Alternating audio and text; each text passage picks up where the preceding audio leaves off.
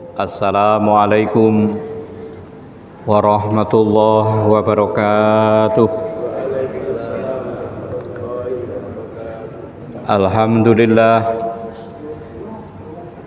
Alhamdulillahilladzi an'amana bi ni'matil iman wal islam.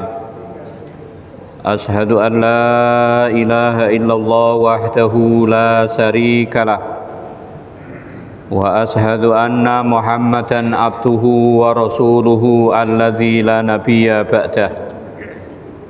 Allahumma sholli wa sallim wa barik ala nabiyyina Muhammadin wa ala alihi wa ashabihi ajma'in, amma ba'du. Qala Allahu ta'ala fil Qur'anil Karim, a'udzu billahi minas syaitonir rajim. Ya ayyuhan nasu taqu rabbakum alladzi khalaqakum min nafsin wahidah wa khalaqa minha zawjaha wa bassa minhuma rijalan katsiran wa nisaa'a wattaqullaha alladzi tasaaluna bihi wal arham innallaha kana 'alaikum raqiba. Wa qala aidan ya ayyuhalladzina amanu taqullaha wa qulu qawlan sadida yuslih lakum a'malakum wa yaghfir lakum dunubakum wa may yuti'illaha wa rasulahu faqad faza fawzan 'azima.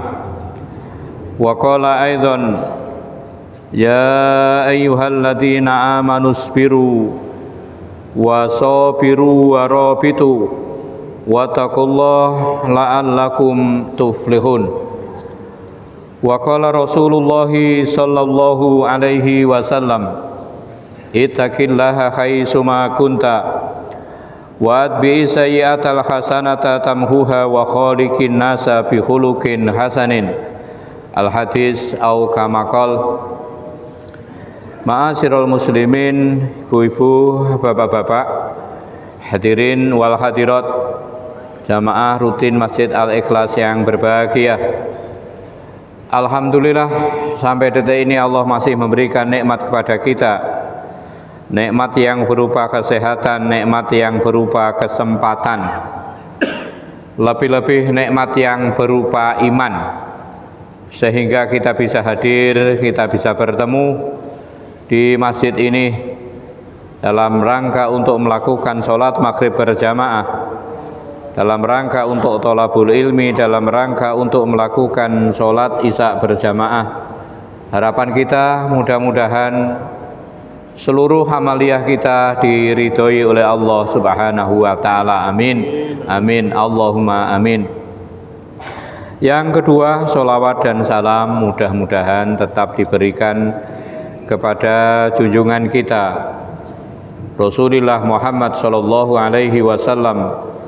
Mudah-mudahan Allah senantiasa menolong kita, membimbing kita, sehingga kita bisa meneladani sunah-sunah beliau sampai akhir hayat kita. Harapan kita mudah-mudahan besok di hari kiamat kita digolongkan dalam kelompok orang-orang yang mendapatkan syafaatnya. Amin, amin, Allahumma amin. Ibu-ibu, bapak-bapak yang berbahagia, monggo kita mulai dengan bacaan basmalah bersama-sama. Bismillahirrahmanirrahim. Malam ini kita melanjutkan tema kita yang kemarin tentang golongan yang didoakan oleh para malaikat, Pak. Yang pertama, orang yang didoakan oleh para malaikat itu orang yang sholat berada di shop yang pertama. Yang nomor dua, orang yang menunggu sholat, Pak. Orang yang menunggu dilaksanakannya sholat. Yang nomor tiga, orang yang didoakan malaikat itu adalah orang yang makan sahur. Jadi orang yang sahur, insyaallah orang itu didoakan malaikat. Makanya orang yang berpuasa ketika dia sahur dan tidak, insyaallah berbeda, Bang. Kemudian yang selanjutnya guys, sekarang ya, orang yang didoakan malaikat adalah orang yang menjenguk orang sakit, Pak. Ini sosial, Bang ya. Jadi dalam kitab Riyadhus Shalihin babnya adalah bab menjenguk orang sakit. Hadis nomor 6, Bang ya. Jadi di sana ada riwayat An Aliyin radhiyallahu anhu, dari sahabat Ali, mudah-mudahan Allah meridhoinya. Qala, dia berkata, sami'tu Rasulullah sallallahu alaihi wasallam yaqulu, aku mendengar Rasulullah Muhammad sallallahu alaihi wasallam bersabda, ma min muslimin, tidak ada dari seorang muslim, Pak, ya'udu musliman, yang mengunjungi orang muslim yang lain, Pak, utwatan, di waktu pagi, illa shalla alaihi sab'una alfa malakin hatta yumsiyah. Tidak ada seorang muslim yang mengunjungi orang Islam yang lain di waktu pagi kecuali ada 70.000 malaikat yang mendoakan orang itu sampai sore, Pak. Ini kalau dalam kitab ini, Pak nggih, ini ditulis dalam bab mengunjungi orang sakit.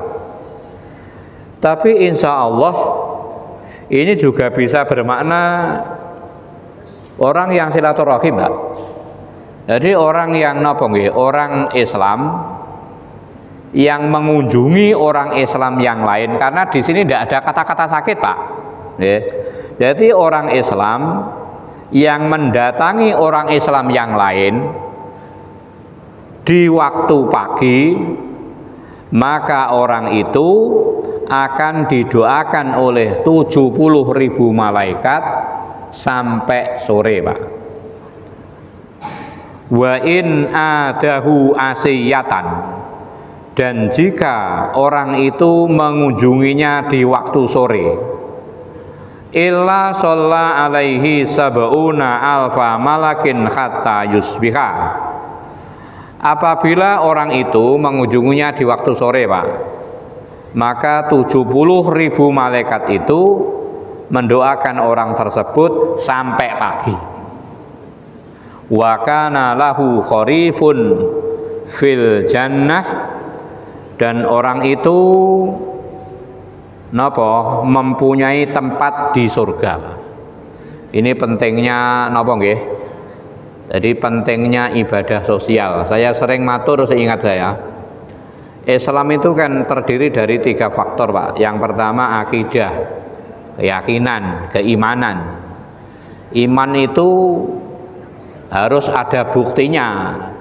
Bukti dari keimanan kita apabila kita melakukan amalan syariah. Jadi orang yang beriman kepada Allah itu harus ada buktinya. Mau sholat, mau puasa, bayar zakat, haji, dan lain sebagainya. Sholat kita itu tidak ada maknanya, Pak, apabila sholat kita itu tidak bisa membentuk akhlak kita menjadi akhlak yang baik. Nabi nate dawuh terus bunti niku.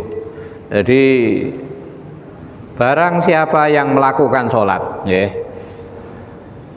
kemudian sholatnya itu tidak bisa mencegah dari perbuatan keji dan mungkar, malam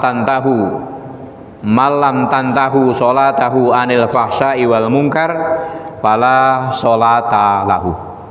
Siapa yang sholat tapi sholatnya itu tidak bisa mencegah dari perbuatan keji dan mungkar, Nabi mengatakan fala sholata lahu, maka tidak ada pahala sholat bagi orang itu. Makanya antara akhlak, syariah, dan akidah itu berhubungan, berhubungan.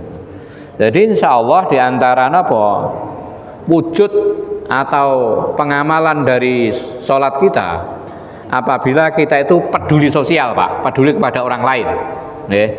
Jadi kita ketika ada teman yang sakit, kita mau mengunjungi, ketika ada teman yang sakit kita mau menjenguk.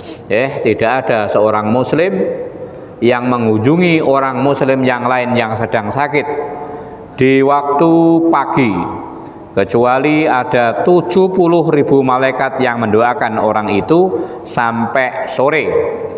Tidak ada seorang muslim yang mengunjungi orang Islam yang lain di waktu sore, kecuali ada 70.000 malaikat yang mendoakan orang tersebut sampai pagi. Ibu-ibu, bapak-bapak, hadirin wal hadirat yang berbahagia, itu yang nomor 4 Pak. Yang nomor 5 Pak, yang didoakan oleh para malaikat, yaitu orang yang mengajarkan kebaikan Pak. Orang yang mengajarkan kebaikan. Imam At-Tirmidzi, saya bacakan dulu hadisnya Pak nggih. Jadi Imam At-Tirmidzi meriwayatkan sebuah hadis, innallaha wa malaikatahu wa ahlas samawati wal ardina hatta annamlata fi hujriha wa hatta al-huta la yusalluna ala muallimin nasi al-khaira. Innallaha, sesungguhnya Allah, wa malaikatahu, dan para malaikatnya. Tadi banyak Pak malaikatnya. Kalau kemarin malaikat yang berada di sekitar Arsy kan ada 70.000 sob. Allah dan para malaikat, wa ahlas samawati, dan para penduduk langit, penduduk beberapa langit, wal ardina, penduduk bumi Pak, hatta annamlata, sampai semut, fi hujriha, yang ada di dalam lubangnya, wa hatta al-huta, sampai ikan, ikan yang berada di dalam air, la yusalluna, sungguh mereka akan membacakan sholawat atau mendoakan, ala muallimin nasi, kepada orang yang mengajarkan kepada manusia berupa kebaikan. Jadi orang yang mengajarkan kebaikan, orang itu didoakan oleh Allah, didoakan oleh malaikat, para malaikat, didoakan oleh para penghuni langit, didoakan oleh penghuni bumi, didoakan oleh semut, didoakan oleh napa niku ikan. Bapak-bapak yang berbahagia, Ibnu Qayyim Az-Zauziyah ketika menjelaskan hadis ini, piyambakipun matur ngeten nggih, lamma kana ta'limuhu an-nasa al-khaira sababan linajatihim wa sa'adatihim wa zakati nufusihim jazahullahu min jinsi amalihi. Karena orang Pak nggih, orang yang mengajarkan orang lain berbuat baik, itu menjadi sebab orang yang diajari itu mendapatkan keselamatan. Orang yang diajar kepada kebaikan itu menjadi sebab orang itu mendapatkan kebahagiaan. Orang yang diajarkan kebaikan jadi sebab orang itu bersih jiwanya. Jazahullahu min jinsi amalihi, maka Allah akan membalas orang itu sesuai dengan jerih payahnya Pak. Allah akan membalas orang itu sesuai dengan amal usahanya. Bapak-bapak yang berbahagia, kemudian pertanyaannya Pak nggih, yang mengajarkan kebaikan itu apa harus ustadz Pak? Apa harus ulama? Tidak Pak. Jadi ngeten. Jadi siapapun, siapa saja yang mengajarkan kebaikan, siapa saja yang mengajarkan kebaikan, sebesar apapun kebaikannya Pak, yang dengan kebaikan itu orang tersebut bisa menjadi lebih bahagia, orang itu bisa menjadi bersih jiwanya, orang itu bisa selamat, Pak, selamat dari neraka. Maka orang itu akan didoakan oleh Allah, didoakan oleh napa niku malaikat, didoakan oleh penduduk langit, didoakan oleh ikan, didoakan oleh apa tadi, semut. Kemudian yang dimaksud di sini, Pak nggih. Jadi makanya yang mengajarkan kebaikan itu tidak harus seorang ulama, Pak nggih. Jadi tidak harus seorang ulama, tidak harus kiai, siapapun, Pak. Makanya Nabi mengatakan balighu anni walau ayah, sampaikan dariku itu walaupun hanya napa walaupun hanya satu ayat. Bapak-bapak yang berbahagia, dalam riwayat yang lain, Pak nggih. Jadi pernah, Pak nggih. Jadi Nabi itu bertanya kepada sahabat, ada orang yang ahli ibadah, ada orang yang napa? Yang satu itu ahli ibadah, yang satu itu mengajarkan kebaikan. Di antara dua orang itu lebih baik yang mana, Pak? Jadi yang satu itu ahli ibadah, yang satu orang itu mengajarkan kebaikan. Lebih baik yang mana? Ketika itu Nabi mengatakan apa? Orang yang wafadlul alimi alal abidi kafadlil qamari ala sairil kawakib. Keutamaan orang yang alim, orang yang mau mengajarkan, Pak nggih. Wa fadlul alimi alal abidi, dibanding orang yang ahli ibadah. Orang yang alim, orang yang mengetahui, orang yang mengajarkan kebaikan, dibanding orang yang ahli ibadah, kafadlil qamari ala sairil kawakib, itu seperti bulan purnama dibanding apa niku bintang-bintang. Niku nggih yang nomor 5, Pak. Yang nomor 6, Pak nggih, yang nomor 6. Orang yang duduk setelah sholat, Pak. Jadi orang yang duduk artinya ngeten. Jadi orang itu setelah sholat itu tidak langsung keluar. Jadi setelah sholat dia itu tidak langsung napa niku, tidak langsung berdiri. Coba jangan lihat, Pak nggih, dalam Quran surat Ali Imran, Pak, ayat yang terakhir. Ali Imran surat nomor 3. Ayatnya ayat yang terakhir, nggih. Di sana Allah dawuh, A'udzu billahi minasyaitonir rajim. Bismillahirrahmanirrahim. Ya ayyuhalladzina amanu sabiru wa sabiru warabitu wattaqullaha la'allakum tuflihun. Monggo, Pak. Hai orang-orang yang beriman, bersabarlah kamu dan kuatkanlah kesabaranmu, dan tetaplah bersiap siaga di berpasang hidup, dan bertakwalah kepada Allah supaya kamu beruntung.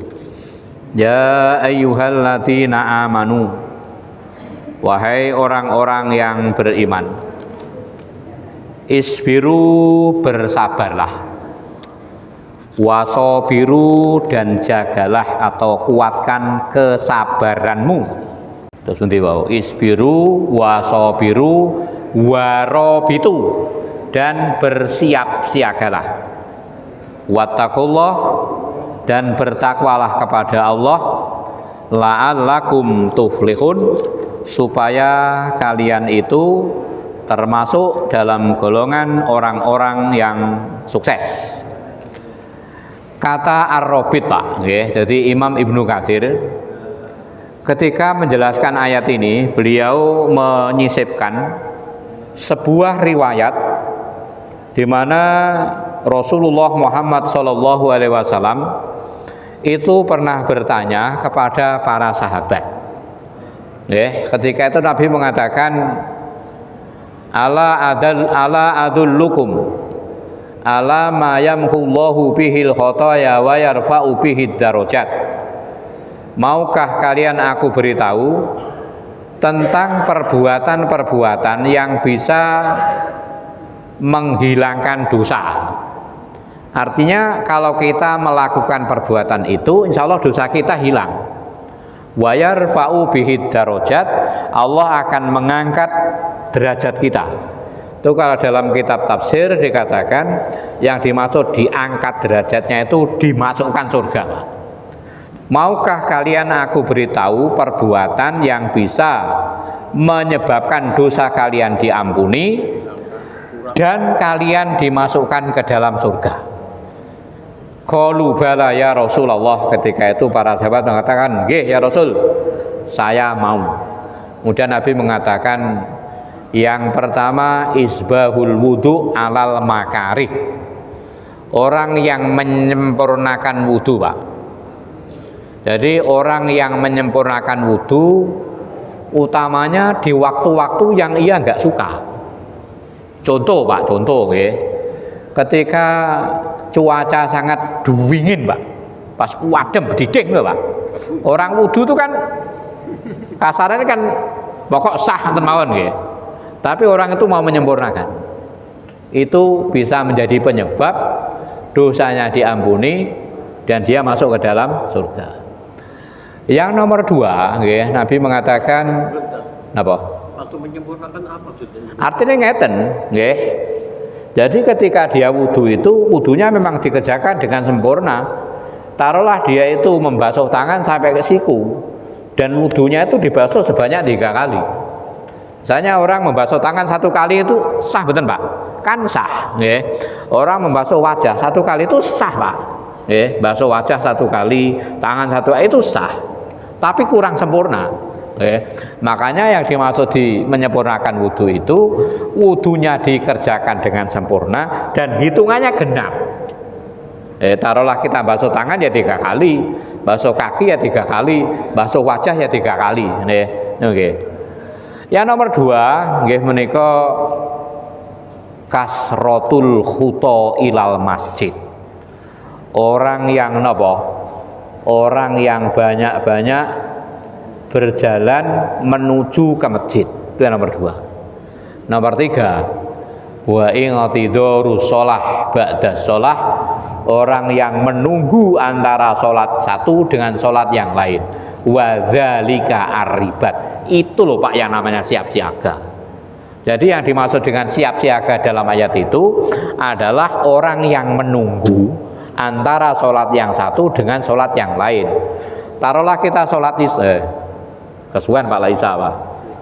Jenengan sholat isya nunggu sampai subuh kan apa mungkin Pak? Kan keberatan, ya. Mungkin maghrib. Jadi maghrib itu kita tunggu sampai isya, ya. Asar kita tunggu sampai maghrib. Misalnya jenengan sanggup nunggu isya sampai subuh ya lebih baik Pak, nggih. Nggih.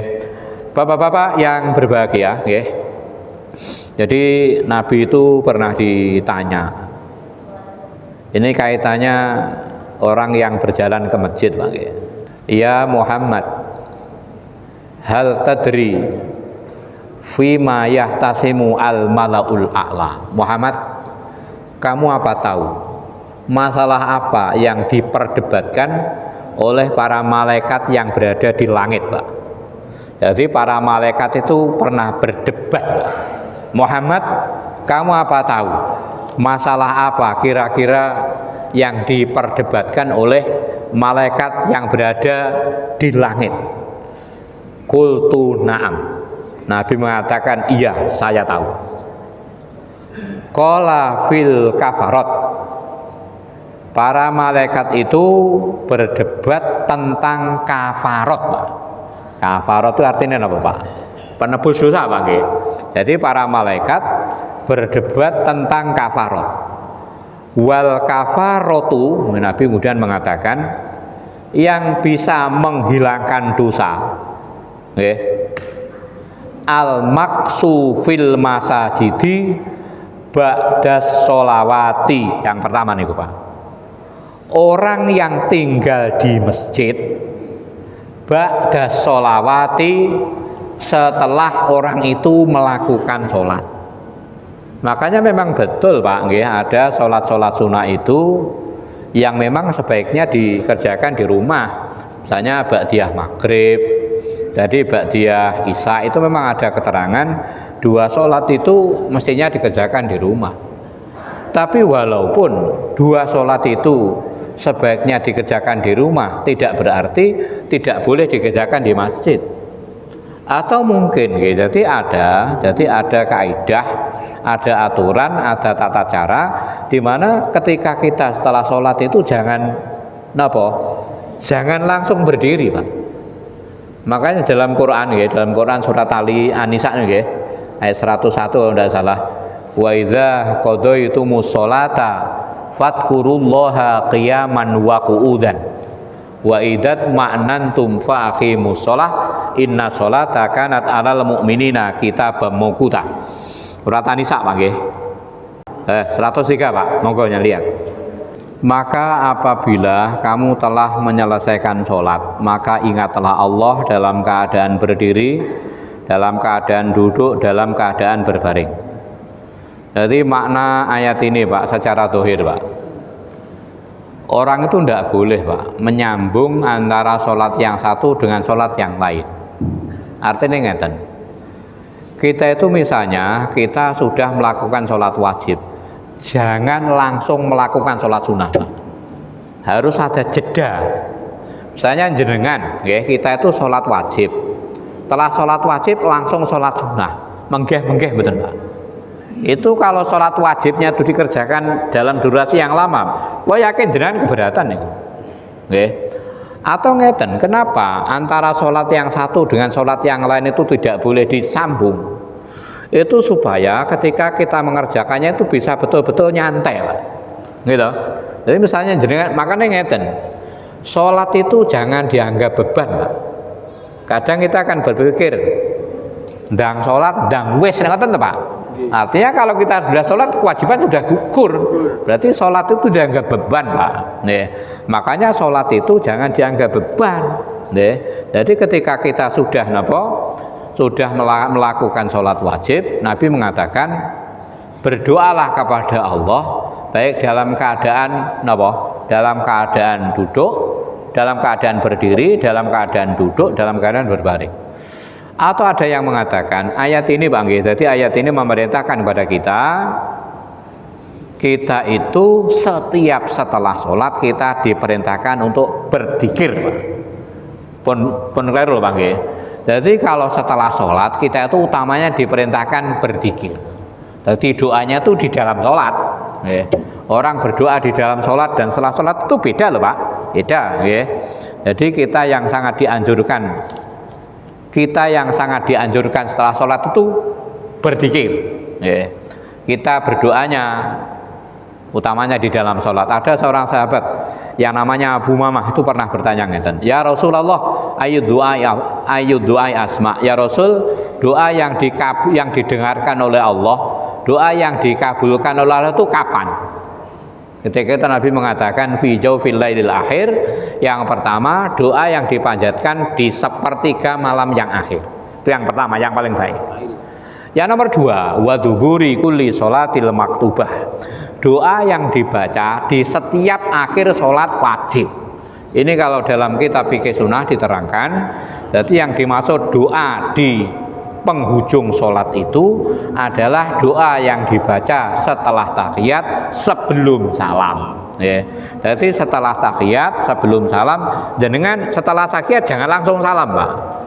Doa dulu, jenengan pengen dongon apa? Itu yang paling mustajab, Pak. Dalam hati. Kalau doanya diajarkan oleh Kanjeng Nabi bisa disuarakan.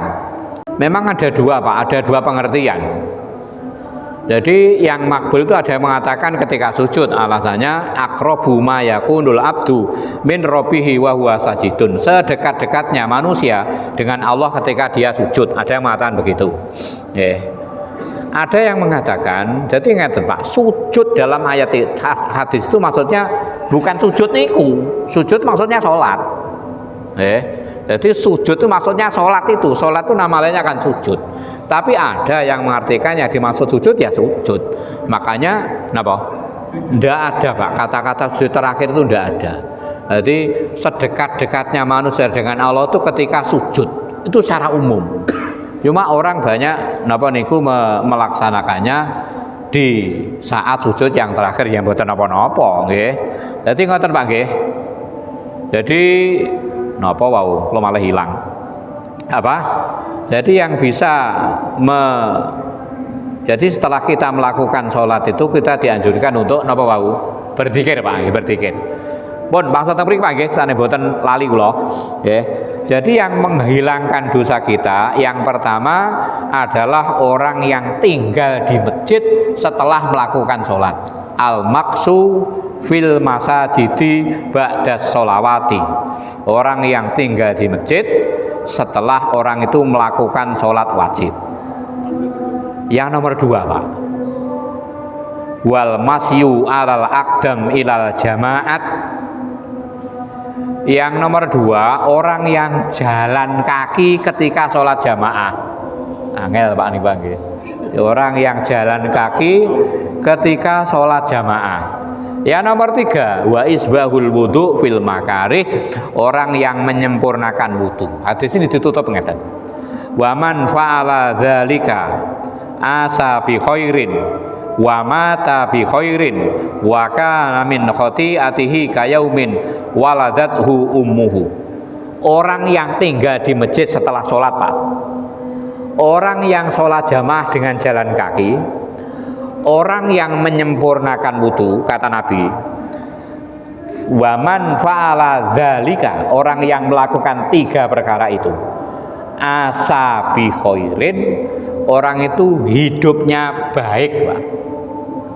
Wa mata bi khairin, orang itu matinya husnul khotimah. Wa kana min khotiatihi kayaumin waladathu ummuhu.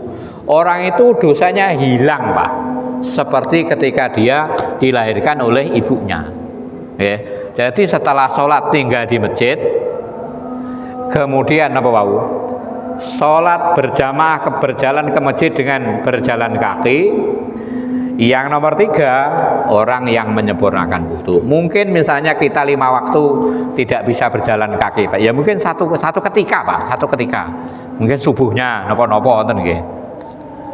Ibu-ibu, bapak-bapak yang berbahagia, kaitannya dengan ini Pak nggih. Nggih. Jadi kaitannya dengan ini. Utamanya kita sangat dianjurkan duduk di masjid itu setelah subuh Pak. Jadi dalam hadis yang diriwayatkan oleh Imam Bukhari dan Muslim, Nabi dawuh ngeten, man sholal fajro, barang siapa yang melakukan sholat subuh, summa jalasa fi musallahu, kemudian orang itu duduk di tempat sholatnya, berarti tidak pindah Pak. Sholat subuh, kemudian orang itu duduk di tempat sholatnya. Sholat alaihi al malaikatu, maka orang itu didoakan oleh para malaikat. Wa sholatuhum alaihi, dan doanya malaikat kepada orang tersebut, Allahumma ghfir lahu, ya Allah ampunilah dosanya. Allahummarhamhu, ya Allah berilah dia rahmat. Waman yang tadirus sholata, barang siapa yang menunggu sholat, menunggu antara sholat yang satu dengan sholat yang lain, maka orang itu juga didoakan malaikat, Allahumma ghfirlahu, ya Allah ampunilah dosanya. Allahummarhamhu, ya Allah berilah dia rahmat. Jadi kalau kemarin Pak yang didoakan malaikat itu orang yang menunggu sholat, yang sekarang ini orang yang duduk setelah sholat, beda loh Pak. Jadi setelah sholat dengan duduk, ya tentunya nunggu sholat yang lain. Bapak-bapak yang berbahagia, itu yang nomor 5 Pak, yang nomor 5. Kemudian yang selanjutnya Pak, orang yang tidur dalam keadaan punya wudu. Jadi orang yang tidur tapi orang itu dalam kondisi punya wudu. Makanya dalam kitab fikih sunnah, wudu itu sebetulnya disunahkan tidak hanya untuk sholat. Jadi kita dianjurkan wudu itu diantaranya ketika kita mau tidur. Jadi ada dalam kitab fikih sunnah. Di sini bahasanya ngeten. Dalam hadis yang diriwayatkan oleh Ibnu Hibban, Nabi pernah bersabda, man bata tohiron, barang siapa yang tidur dalam keadaan suci, punya wudu maksudnya. Bata fi si'arihi al malaikah, orang itu tidur sementara di pakaiannya itu ada para malaikat. Walam yastaiqadha illa qala al malaikah, orang itu tidak akan pernah bangun, Pak, kecuali malaikat berdoa, Allahumma fir li abdika fulanan, ya Allah ampunilah dosa hambamu yang bernama fulan. Jadi ketika ada orang tidur dalam keadaan wudu, maka di dalam pakaian orang itu ada malaikat. Ketika orang itu bangun, jadi orang itu didoakan, ya Allah ampunilah dosa hambamu yang bernama fulan, fa innahu bata tohiron, karena hambamu itu telah tidur dalam keadaan bersuci, tidur dalam keadaan punya wudu. Tapi ini kalau tidak dibiasakan ya berat loh, Pak. Kalau dibiasakan insya Allah gampang ya. Jadi kalau dalam kitab fikih sunnah, kita itu sebelum tidur dianjurkan berwudu, sebelum tidur itu kita dianjurkan membaca Alhamdulillah, Allahu Akbar, Subhanallah niku. Sebelum tidur kita dianjurkan membaca napa trikul, kul wallahu ahad, wal falak, dan kul a'udzu birabbin nas. Sebelum tidur kita juga dianjurkan membaca 2 surat terakhir dari surat Baqarah, Pak. Mulai amanar rasulu itu dibaca sebelum tidur. Nggih. Niku nggih, jadi orang yang tidur dalam keadaan punya wudu, insyaallah orang itu dosanya orang itu didoakan oleh malaikat. Yang selanjutnya apa nggih? Yang didoakan oleh malaikat itu orang yang menyambung sop, Pak. Maksudnya begini. Jadi misalnya ada orang sholat, Pak, sholat jamaah. Kemudian sopnya itu ada yang nopo, ada yang kosong. Jenengan mau masuk, itu didoakan malaikat. Dalam sebuah riwayat hadis yang diriwayatkan oleh Ibnu Huzaimah, Rasulullah Muhammad sallallahu alaihi wasallam pernah bersabda, innallaha wa malaikatahu yusholluna 'alal ladzina yusholluna sufufal awal. Sesungguhnya Allah dan para malaikat mendoakan kepada orang-orang yang menyambung sop yang pertama. Makanya imam itu, Pak, imam itu sangat dianjurkan, Pak. Imam itu sangat dianjurkan ketika dia akan sholat itu menghadap makmum, memberitahu kepada makmum untuk merapatkan dan meluruskan barisan. Walaupun sebenarnya, Pak, Kanjeng Nabi itu tanpa melihat makmum, Nabi tahu, Pak, makmumnya itu lurus atau tidak, Nabi tahu. Tapi Nabi menganjurkan, ya. Jadi imam itu ketika akan memulai sholat, itu sangat dianjurkan menghadap kepada makmum, kemudian mengatakan lurus dan rapatkan barisan. Kenapa? Karena lurus dan rapatnya barisan merupakan kesempurnaan sholat berjamaah. Utamanya yang pertama, Pak, karena ngeten, ini mungkin ada satu golongan yang memang mereka itu sangat sangat keras, Pak. Jadi orang yang sholat itu kalau sopnya itu terputus itu tidak dapat pahala, Pak. Misalnya jenengan sholat, kita sholat, dan antara kita dan yang lain itu terputus, jadi sopnya itu terputus, itu tidak dapat pahala, Pak. Ada yang mengatakan seperti itu. Makanya orang yang menyambung sop, orang itu insya Allah didoakan oleh Allah dan para malaikat. Kemarin sudah saya sampaikan, Pak, yang dimaksud sholawatnya Allah menyebut orang itu di hadapan para malaikat. Yang nomor 2, Allah mengasihi, Pak.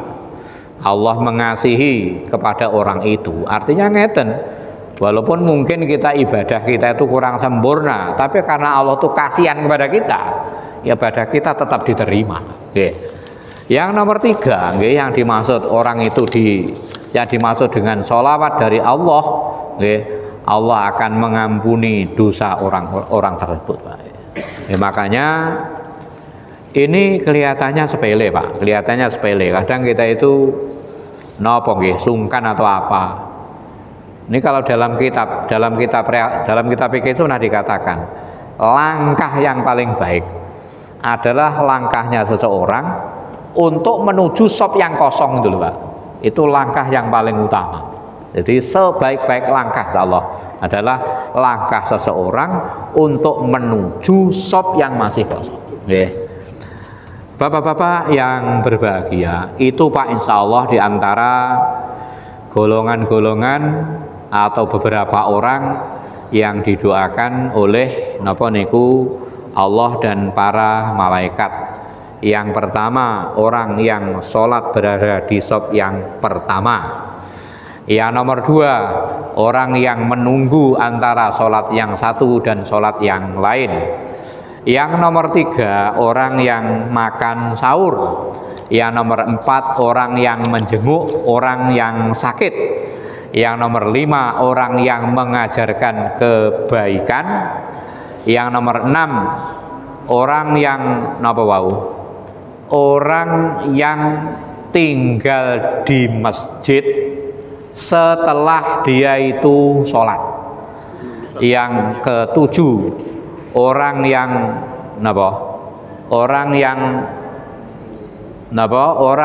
menyambung antara shop yang satu dan shop yang lain.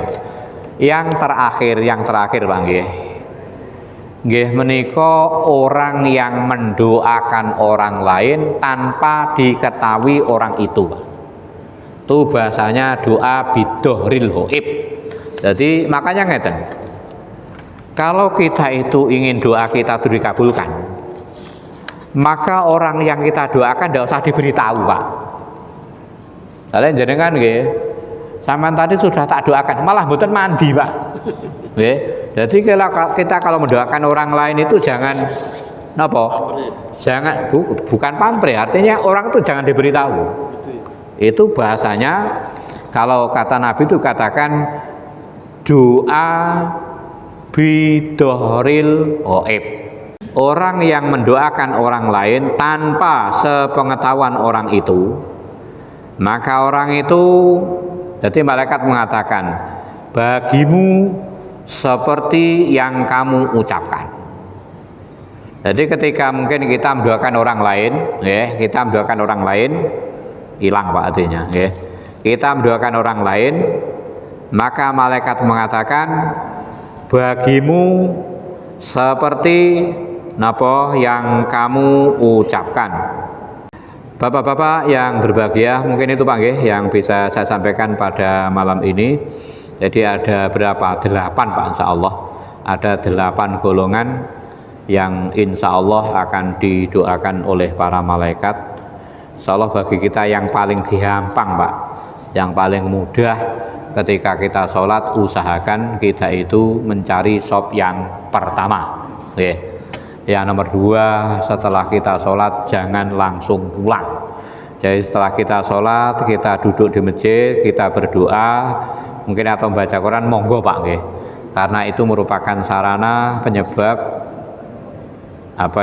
kita akan didoakan oleh para malaikat. Mungkin mengatakan apabila yang saya sampaikan ada benarnya datangnya dari Allah, apabila ada salahnya datangnya dari saya sendiri. Saya berdoa mudah-mudahan kita semua bisa mengamalkan sehingga kita tergolong dalam kelompok orang-orang yang didoakan oleh Allah, termasuk dalam kelompok orang-orang yang didoakan oleh para malaikat. Amin. Amin. Allahumma amin. Akhirnya monggo kita tutup dengan doa kafaratul majlis.